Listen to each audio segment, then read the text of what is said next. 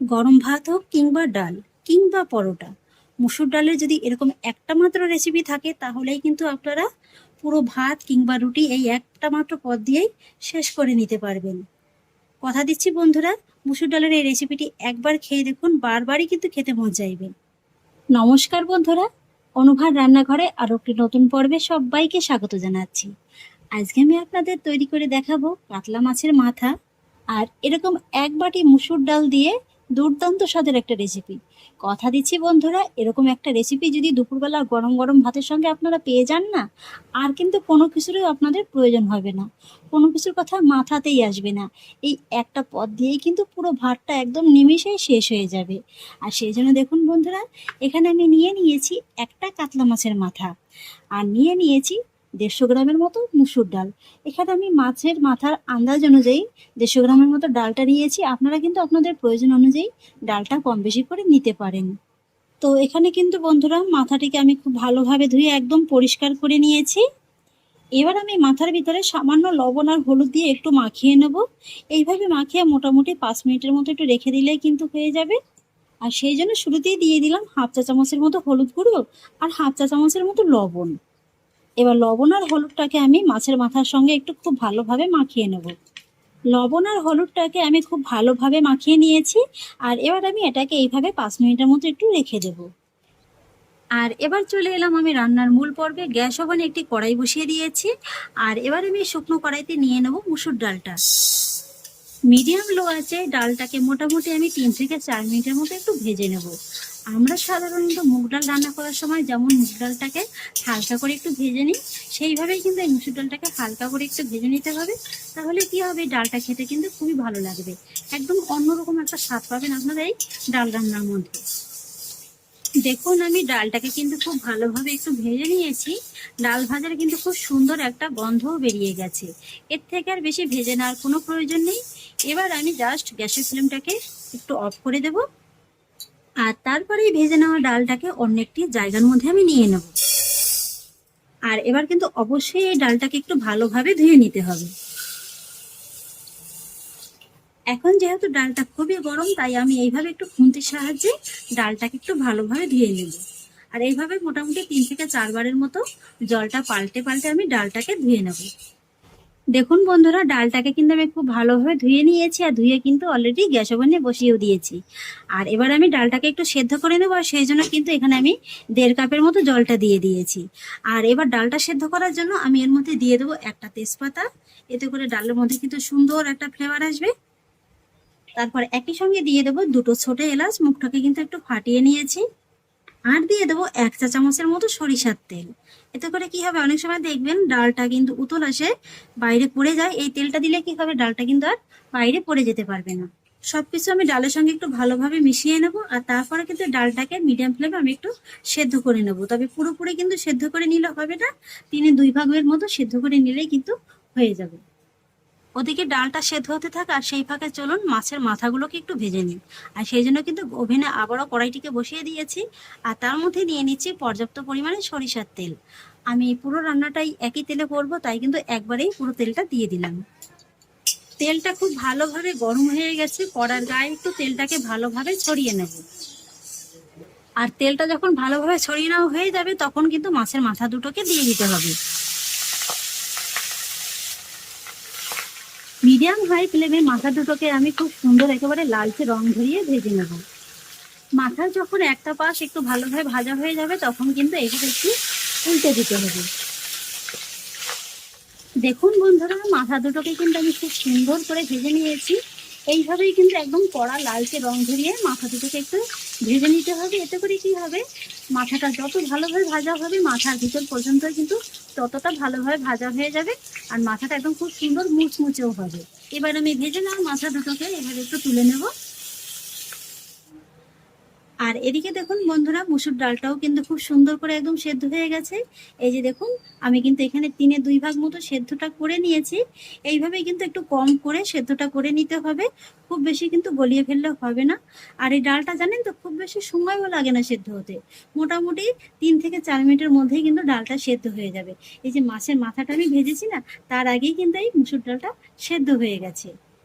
এবার আমি সেদ্ধ করে নেওয়া মুসুর ডালটাকেও একটা সাইডে রেখে দেবো। বন্ধুরা, আপনারা তো কাতলা মাছের মাথা কিংবা রুই মাছের মাথা দিয়ে মুগ ডাল অনেক খেয়েছেন। তো এইভাবে একবার কাতলা মাছ কিংবা রুই মাছের মাথা যেটাই হোক না কেন একটু মসুর ডাল দিয়ে খেয়ে দেখবেন, খেতে কিন্তু জাস্ট অসাধারণ লাগে। তবে আজকের এই রান্নাটার জন্য কিন্তু একটা বিশেষ মশলা তৈরি করে নিতে হবে। আর এই মশলাটার জন্যই কিন্তু রান্নাটা খেতে একদম দুর্দান্ত লাগবে। আর সেই জন্য দেখুন, ওভেনে আমি একটা তরকা প্যান বসিয়ে দিয়েছি, আর তার মধ্যে নিয়ে নেব এই 1 চা চামচের মতো মৌরি, আর সঙ্গে নিয়ে নেব 1 চা চামচের মতো রাঁধুনি। এবার লো আঁচে কিন্তু এই মৌরি আর রাঁধুনিটাকে হালকা করে একটু রোস্ট করে নিতে হবে। খুব বেশি কিন্তু একদম ভেজে নিলে হবে না, তাহলে কি হবে, মৌরিটা পুড়ে গিয়ে কিন্তু আবার তেতো হয়ে যাবে। এবার একদম লো আঁচে কিন্তু এই মৌরি আর রাঁধুনিটাকে একটু হালকা করে রোস্ট করে নিতে হবে। তবে খুব বেশি কিন্তু ভেজে নিলেও হবে না, তাহলে কি হবে, এই যে রাঁধুনিটা আছে না, এটা কিন্তু পুড়ে গিয়ে আবার খেতে তেতো লাগবে। এই যে দেখুন, হালকা করে কিন্তু একটু চটর মটর করতে শুরু করে দিয়েছে। ঠিক এই স্টেজে কিন্তু গ্যাসের ফ্লেমটাকে অফ করে দিতে হবে। আর তারপর সঙ্গে সঙ্গে একটু হামানদিস্তার মধ্যে নিয়ে নিতে হবে। এই যে দেখুন, আর তারপরে এই মশলাটাকে একটু হালকা করে গুঁড়ো করে নিতে হবে। খুব বেশি মিহি গুঁড়ো করার কোনো প্রয়োজন নেই। দেখুন, আমি মশলাটাকে এইভাবে একটু গুঁড়ো করে নিয়েছি। আর এই গুঁড়োটা করতেও জানেন তো, একদমই সময় লাগে না। ব্যাস, সবকিছু মোটামুটি হাতের কাছে একটু গুছিয়ে নিয়েছি। এবার চলে এলাম আবারও রান্না করতে। ওই একই তেলে কিন্তু আমি রান্নাটা করে নেবো, সেই জন্য কিন্তু কড়াইটিকে আবারও ওভেনে বসিয়ে দিয়েছি। আর এবার আমি এই তেলের মধ্যে দিয়ে দেবো 1 চা চামচের মতো গোটা জিরে ফোড়ন। আর তারপরে জিরেটা যখন হালকা করে একটু ভাজা ভাজা হয়ে যাবে, তখন কিন্তু এর মধ্যে অ্যাড করতে হবে পেঁয়াজ কুচিটা। তো এখানে আমি মিডিয়াম সাইজের দুটো পেঁয়াজ কুচি নিয়ে নিয়েছি। পেঁয়াজটাকে তেলের সঙ্গে হালকা করে একটু ভেজে নেব। আর এখানে পেঁয়াজটা ভেজে নেওয়ার সঙ্গে সঙ্গে একবারে স্বাদ অনুযায়ী লবণটাও দিয়ে দেবো। এতে করে কি হবে জানেন তো, এই পেঁয়াজটা কিন্তু একদম নরম হয়ে যাবে। আর সেক্ষেত্রে কিন্তু পেঁয়াজটা খুব ভালোভাবে তাড়াতাড়ি ভাজা হয়ে যাবে। এই যে দেখুন, পেঁয়াজটাকে কিন্তু আমি একটু ভালোভাবে ভেজে নিয়েছি। আর এবার আমি ভেজে নেওয়া পেঁয়াজের মধ্যে অ্যাড করব 1.5 চা চামচের মতো আদা রসুন বাটা। এখানে কিন্তু আদা রসুনটা ইকুয়াল আছে। আর এবার এই আদা রসুনটাকে পেঁয়াজের সঙ্গে জাস্ট 1 থেকে 1.5 মিনিটের মতো একটু কষিয়ে নিলেই হয়ে যাবে। এতে করে কি হবে, আদা রসুনের যে একটা কাঁচা গন্ধ আছে না, সেটা কিন্তু একদম ভালোভাবে চলে যাবে। আর 1 থেকে 1.5 মিনিট বাদে অ্যাড করতে হবে মিডিয়াম সাইজের একটা পাকা টমেটো কুচি। এখানে দেখুন, টমেটোটাকে আমি এইভাবে একটু ছোট ছোট টুকরো করে কেটে নিয়েছি। এবার টমেটোটাকেও কিন্তু এই পেঁয়াজ আদা রসুনের সঙ্গে একটু ভালোভাবে মিশিয়ে নিতে হবে।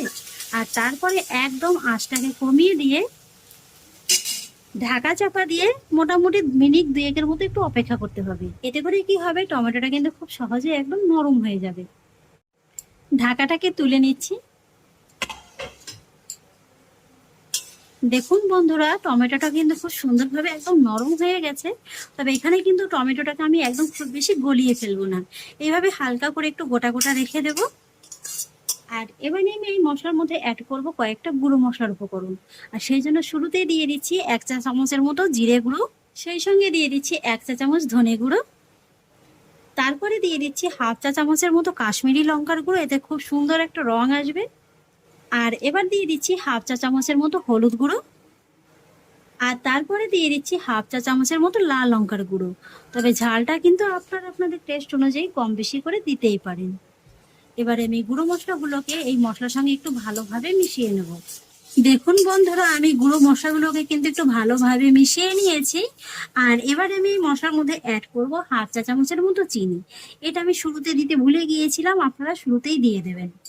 এই চিনিটা দিলে কি হবে জানেন তো, রান্নার মধ্যে কিন্তু খুব সুন্দর একটা কালার আসবে যেমন, আর তেমনি কিন্তু খেতেও খুব ভালো লাগবে। তবে আপনারা যদি অপছন্দ করেন, চিনিটাকে স্কিপ করেও যেতে পারেন। এবার চিনিটাকে আমি একটু ভালোভাবে মিশিয়ে নিয়েছি। আর এবারে আমি মশলার মধ্যে খুবই সামান্য একটু জল দিয়ে মশলাটাকে একটু ভালোভাবে নেড়েচেড়ে মিশিয়ে নিয়ে ঢাকা চাপা দিয়ে মোটামুটি 2 থেকে 3 মিনিটের মতো একটু কষিয়ে নেব। দেখুন, আমি মশলাটাকে কিন্তু খুব সুন্দর করে কষিয়ে নিয়েছি। এইভাবে মশলাটাকে যত ভালোভাবে কষিয়ে নিতে পারবেন, রান্নাটা খেতে কিন্তু ততটাই ভালো লাগবে। আর এবার আমি কষিয়ে নেওয়া এই মশলার মধ্যে অ্যাড করব ভেজে নেওয়া এই কাতলা মাছের মাথাটা। এবার মাছের মাথা দুটোকে আমি এইভাবে একটু ভেঙে দেবো। এই যে দেখুন মাথাটা খুব সুন্দর করে ভেজে নেওয়া হয়েছে, যার কারণে দেখুন এটা কত সুন্দর একদম মুচমুচে হয়েছে। আর ভাঙতেও দেখুন একদম কিন্তু কোনো কষ্ট হচ্ছে না। আর এবার মিডিয়াম হাই আছে এই মাথাটাকে আমি মশলার সঙ্গে একটু ভালোভাবে নেড়ে চেড়ে কষিয়ে নেব। মোটামুটি 1 মিনিটের মতো একটু কষিয়ে নিলেই কিন্তু হয়ে যাবে। 1 মিনিট হয়ে গেছে। আর এবার আমি এই কষিয়ে নেওয়া মাথার মধ্যে অ্যাড করব সেদ্ধ করে নেওয়া মসুর ডালটা। ডালটাকে একবার ভালোভাবে মিশিয়ে নেব। আর বন্ধুরা, এই ডাল রান্নাটা কিন্তু খুব বেশি পাতলা পাতলা হবে না, একটু কিন্তু ঘন ধরনের হবে। তো ডালটাকে আমি খুব ভালোভাবে মিশিয়ে নিয়েছি, তবে এটা কিন্তু একটু বেশি ঘন মনে হচ্ছে, তাই আমি এর মধ্যে অ্যাড করব আবারও 1 কাপের মতো জল। তো এইবার আমি আপনাদের ডালের ঘনত্বটা দেখিয়ে দিচ্ছি। এই যে দেখুন, এইভাবে কিন্তু একটু ঘন করে রান্না করে নিতে হবে। আর এবার আমি ডালের মধ্যে অ্যাড করব 4টির মতো চেরা কাঁচা লঙ্কা। কাঁচা লঙ্কাটিকেও ডালের সঙ্গে একটু ভালোভাবে মিশিয়ে নেব। আর তারপর মিডিয়াম হাই আছে এই ডালটাকে আমি 5 থেকে 6 মিনিটের মতো একটু রান্না করে নেব। আচ্ছা, এই যে দেখুন ডালটাকে কিন্তু এখানে আমি মোটামুটি 5 থেকে 7 মিনিটের মতো সময় নিয়ে রান্নাটা করে নিয়েছি। আর এখানে কিন্তু মাঝে মাঝে 2-1 বার একটু নেড়ে চেড়ে দিতে হবে, তা নাহলে এবার ডিশ থেকে ধরে যেতে পারে। আর ডালটা কিন্তু আমার প্রায় রান্নার শেষের দিকে। আর এবারে আমি ডালের মধ্যে অ্যাড করব আমি যে ভাজা মশলাটা তৈরি করে রেখেছিলাম না, সেই ভাজা মশলাটা। আর সেই সঙ্গে অ্যাড করব হাফ চা চামচের মতো গরম মশলা গুঁড়ো। এবার ভাজা মশলা আর গরম মশলা গুঁড়োটাকে একটু ভালোভাবে মিশিয়ে নেব। বন্ধুরা, আপনারা তো অনেক রকমের রান্না খেয়েছেন, এইভাবে একবার মৌরি আর রাঁধুনি দিয়ে এই মুসুর ডালটা মাছের মাথা দিয়ে তৈরি করে খেয়ে দেখুন। কথা দিচ্ছি বারবারই কিন্তু খেতে মন চাইবে। গুঁড়ো মশলাটাও আমার খুব ভালোভাবে মিশিয়ে নেওয়া হয়ে গেছে। আর এবার কিন্তু আপনারা চাইলে সবশেষে এর মধ্যে সামান্য একটু ধনেপাতা কুচিও অ্যাড করতে পারেন, তবে এটা যদি আপনারা পছন্দ করেন। আমি সামান্য একটু ধনেপাতা কুচি ছড়িয়ে দিলাম, এতে করে কিন্তু ডালটা খেতে আরো অনেকটা বেশি ভালো লাগবে। এবার আরো একবার ভালোভাবে নেড়ে চেড়ে নেব। ধনেপাতা কুচি দিয়ে ডালটাকে মোটামুটি আমি আরো 3 থেকে 4 মিনিটের মধ্যে একটু রান্না করে নিয়েছি। এবার কিন্তু বন্ধুরা আমার ডাল রান্নাটা একদম হয়ে গেছে, এই যে দেখুন। আর এবার আমি গ্যাসের ফ্লেমটাকে অফ করে দেবো, আর তারপরে এই ডালটাকে ঢাকা চাপা দিয়ে স্ট্যান্ডিং টাইমে 5 মিনিটের মতো রেখে দেবো। আর এবার চলুন এই 5 মিনিটের ফাঁকে আমি একটা তরকা রেডি করে নেবো। আর সেই জন্য তরকা প্যানে নিয়ে নিয়েছি 1 চা চামচের মতো সরিষার তেল, আর তার মধ্যে নিয়ে নেব 2টো শুকনো লঙ্কা। এবার এই লঙ্কা দুটোকে আমি একটু ভালোভাবে ভেজে নেব। লঙ্কা দুটোকে দেখুন আমি কিন্তু ভালোভাবে ভেজে নিয়েছি। আর এবার আমি গ্যাসের ফ্লেমটাকে অফ করে তেলটাকে হালকা করে একটু ঠান্ডা করে নেব। তেলটা হালকা ঠান্ডা হয়ে গেছে। আর এবার আমি এর মধ্যে অ্যাড করব হাফ চা চামচের মতো কাশ্মীরি লঙ্কার গুঁড়ো। এতে করে কি হবে, ডালের মধ্যে কিন্তু খুব সুন্দর একটা কালার চলে আসবে। আর এবার এই তরকাটাকে কিন্তু এই ডালের মধ্যে এইভাবে দিয়ে দিতে হবে। আর তারপর ডালটাকে একটু ভালোভাবে নেড়েচেড়ে মিশিয়ে নিতে হবে। ব্যাস বন্ধুরা, তৈরি হয়ে গেল দুপুরবেলার ভাত খাওয়ার জন্য একদম গরম গরম কাতলা মাছের মাথা দিয়ে মুসুর ডালের একটা ইউনিক রেসিপি।